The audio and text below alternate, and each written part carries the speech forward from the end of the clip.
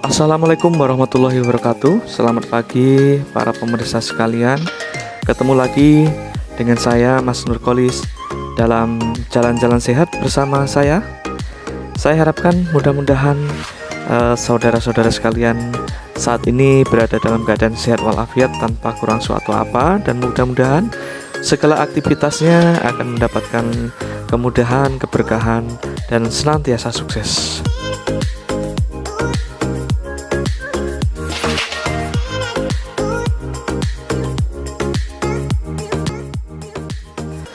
Baiklah pemirsa, pada kesempatan pagi hari ini kita akan membahas salah satu kuliner yang ada di wilayah Nusantara, yaitu kuliner nasi uduk. Nasi uduk adalah hidangan yang dibuat dari nasi putih yang diaron dan dikukus dengan santan, serta dibumbui dengan pala, kayu manis, jahe, daun serai, dan merica. Hidangan ini mulai dibuat penduduk Pulau Jawa sekitar tahun 1910 sampai 1924 dan dipopulerkan oleh Hindia Belanda setelahnya. Nasi uduk konon berasal dari buah pikir Sultan Agung dari Mataram yang terinspirasi oleh pengalamannya memakan nasi kebuli. Nasi uduk biasanya dihidangkan dengan emping goreng, tahu goreng, telur dadar, dan atau telur goreng yang sudah diiris dan ditambah dengan abon kering, tempe, bawang goreng, ayam goreng, timun, serta sambal kacang.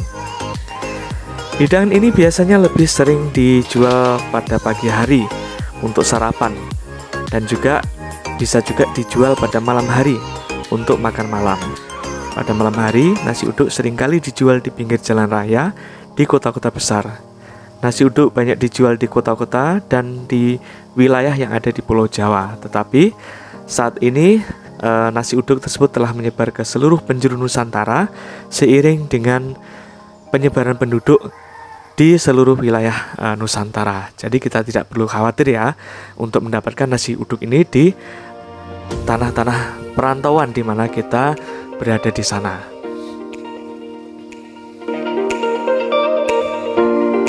Kalau tadi kita sudah membahas terkait sekilas nasi uduk, sekarang kita akan membahas terkait dengan sejarah daripada nasi uduk itu sendiri. Menurut Babat Tanah Jawi, Sultan Mataram gemar makan nasi Arab, yang mungkin merujuk pada berbagai jenis pilaf atau nasi bergaya Arab. Hidangan nasi Arab sering disebut dengan nasi kebuli, populer di kalangan keturunan Arab di Indonesia, atau nasi biryani, yaitu hidangan Muslim India. Kedua hidangan tersebut paling umum dikenal di kalangan Muslim Jawa pada saat itu.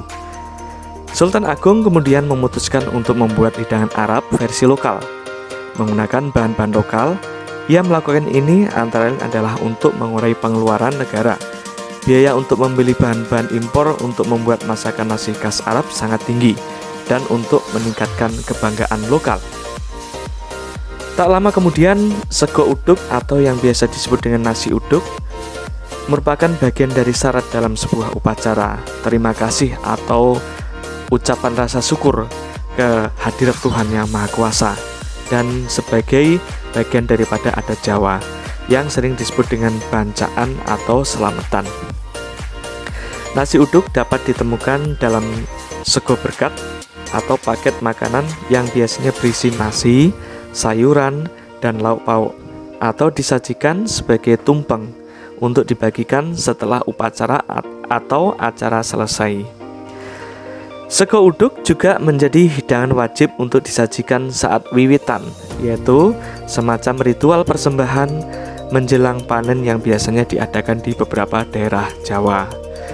Seiring dengan perkembangan zaman, nasi uduk tidak hanya dipakai pada saat upacara-upacara, tapi juga dipakai pada acara-acara yang tidak sakral seperti ulang tahun, kemudian makan bersama, acara-acara yang mengumpulkan beberapa teman atau anggota keluarga. Nasi uduk diperkenalkan ke Batavia oleh para pendatang dari Jawa pada tahun 1628 dan kemudian menjadi hidangan populer di Batavia saat itu. Orang Batavia yang menjual masakan ini akan sering menambahkan sentuhan Betawi dengan menambahkan semur jengkol. Nasi uduk juga populer di kalangan diaspora Jawa, di Suriname, dan Belanda.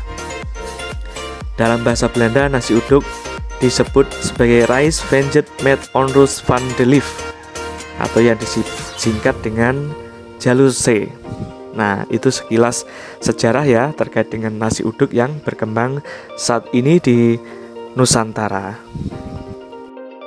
Para pemirsa sekalian, kalau tadi kita telah membahas sedikit terkait dengan sejarah nasi uduk di Nusantara, sekarang kita akan sedikit membahas terkait dengan lauk pauk yang menyertai nasi uduk. Untuk acara atau upacara tertentu, nasi uduk biasanya disajikan dengan masakan tradisional Jawa, seperti kering tempe, urap, dan sambal goreng, kentang goreng, ataupun krecek atau kulit sapi, teri, dan yang lainnya. Sumber protein sederhana seperti telur rebus, tempe goreng, atau tahu goreng juga bisa menjadi salah satu pelengkap daripada sajian nasi uduk ini. Dalam acara selamatan, nasi uduk biasanya disajikan bersama dengan hidangan yang lain, seperti irisan telur goreng, telur bumbu, atau rendang. Beberapa orang juga menambahkan mie goreng atau bihun ke dalam hidangan nasi uduk.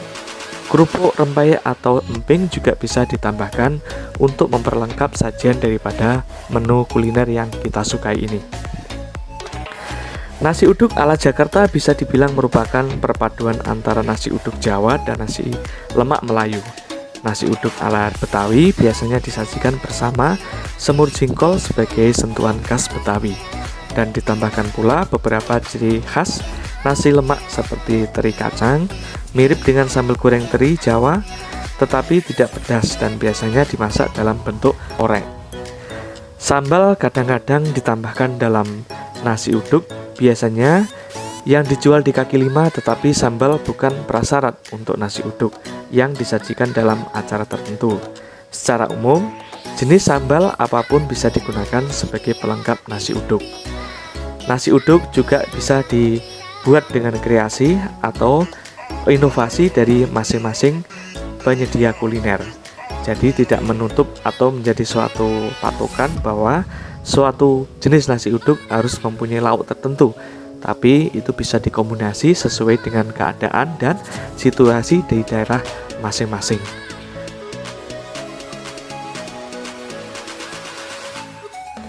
Itulah para pemirsa sekalian, bahasan kita pada pagi hari ini terkait dengan nasi uduk. Pesan saya, tetaplah berkreasi, berinovasi, membuat sesuatu yang terbaik bagi diri kita, bagi orang-orang di sekitar kita, dan tetap jaga kesehatan, tetap produktif, dan mudah-mudahan apa yang kita kerjakan, kita lakukan memberikan manfaat sebesar-besarnya bagi orang-orang di sekitar kita. Salam sehat, salam produktif, dan salam kuliner sehat Nusantara.